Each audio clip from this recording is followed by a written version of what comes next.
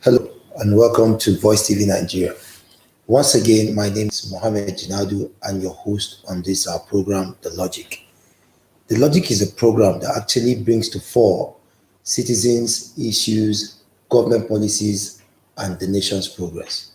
Today, we'll be talking to one of the members that founded one of the parties in Nigeria. We would like to understand their vision, we would like to understand their drive, we would like to understand how far they've come. We will be welcoming Comrade Amin Abdul. Good evening, sir. Good evening, Mr. Mohammed. Thanks for having me. Thank you very much. And with me on this journey is no other person but my colleague, Zainab Ahmed. Zainab, good afternoon. Okay.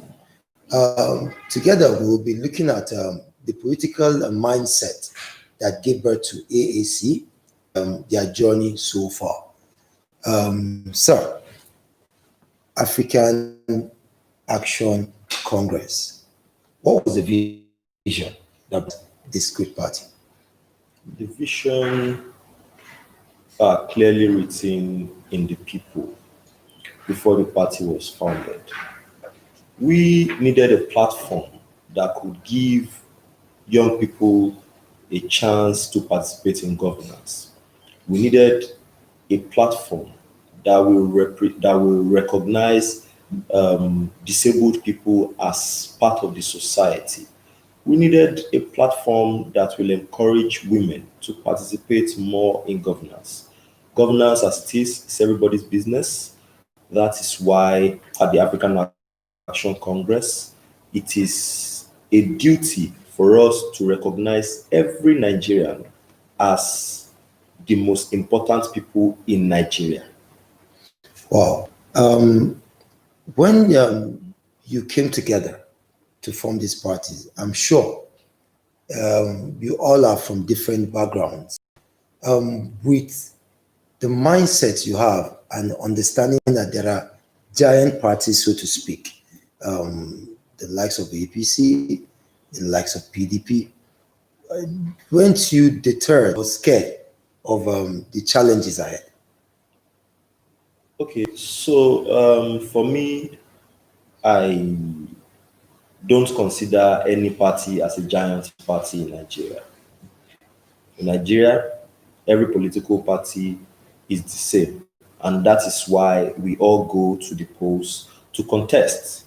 I personally and practically do not consider A.P.C or whichever party to be superior over another. And I would like to clear or erase this mindset entirely from Nigerians, and I want everybody to begin to see every political party as a giant political party in the Federal Republic of Nigeria. Okay.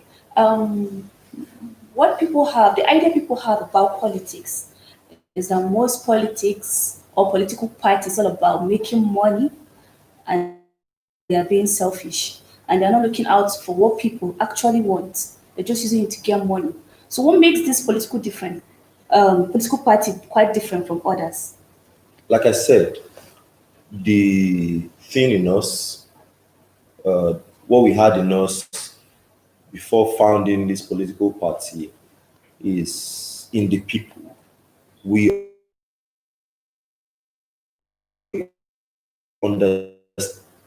understand the people's problems and we understand the society.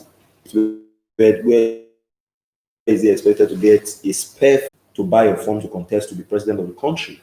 You know, other political parties charge as much as 40 to 50 million naira. Ours is less than a million. And if you are disabled, you don't get to pay anything. If you're a woman, you pay half the price.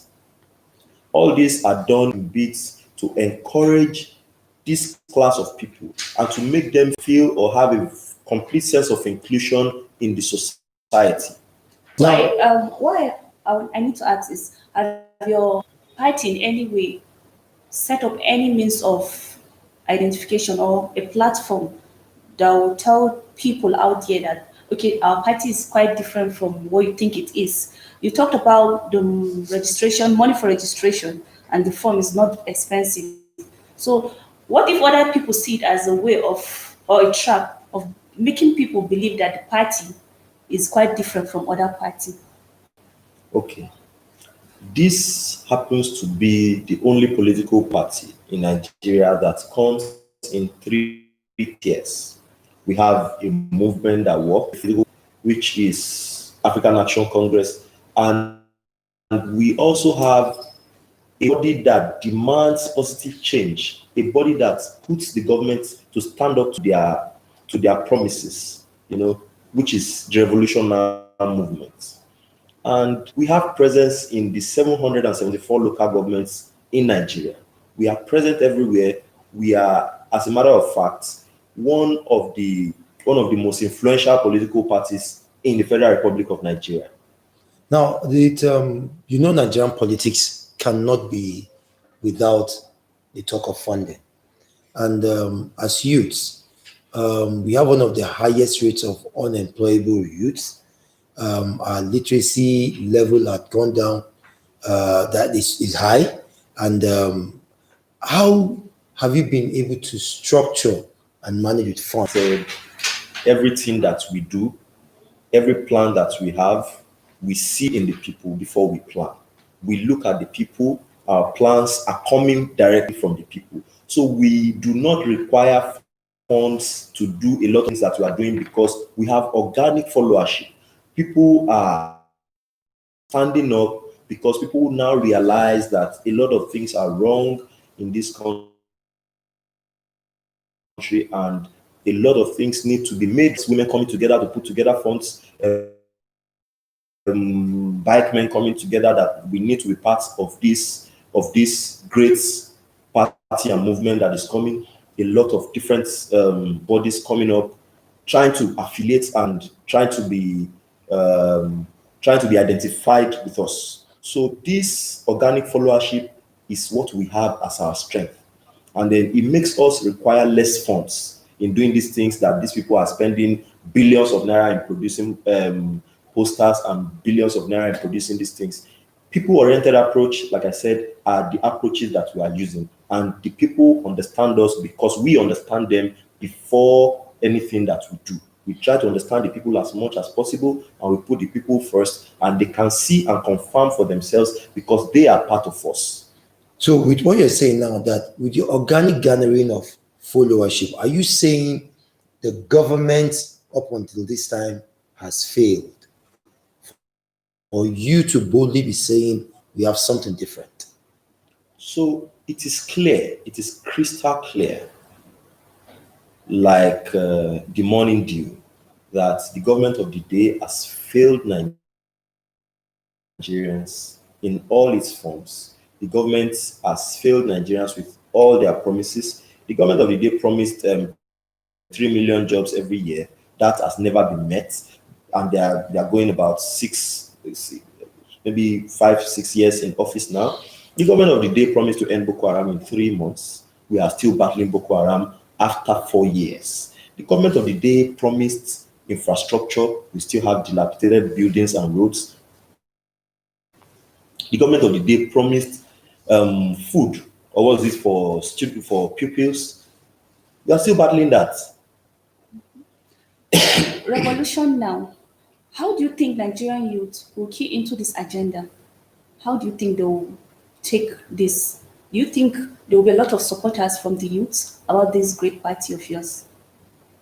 So the Revolution Now is a movement that the youth started.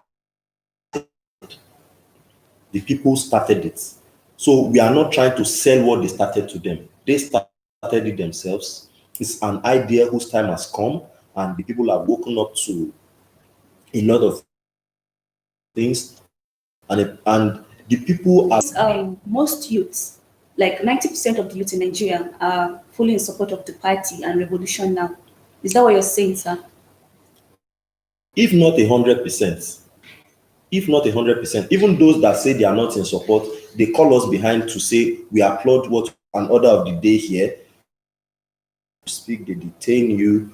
You speak, they harass you. So this oppression is the main driving force that they are using to instigate fear in people. And once that fear comes in a lot of people, they tend to not want to stand up for their rights. But recently, we've had people understand what their rights are. We've had people know what they are supposed to do. We've had people know certain things that they are to say to the government. And it has made it easy for our movement. So was revolution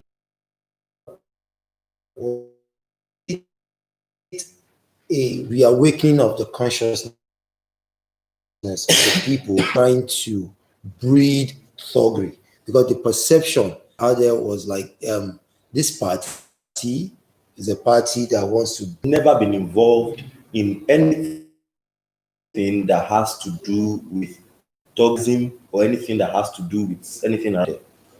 Everything you hear or say or see people say is all propaganda, because these guys have seen that young people have come up to own up to their own future. They have decided to take charge, be the captain of their ship, and take charge of their own destiny by standing up to speak against things that are their rights.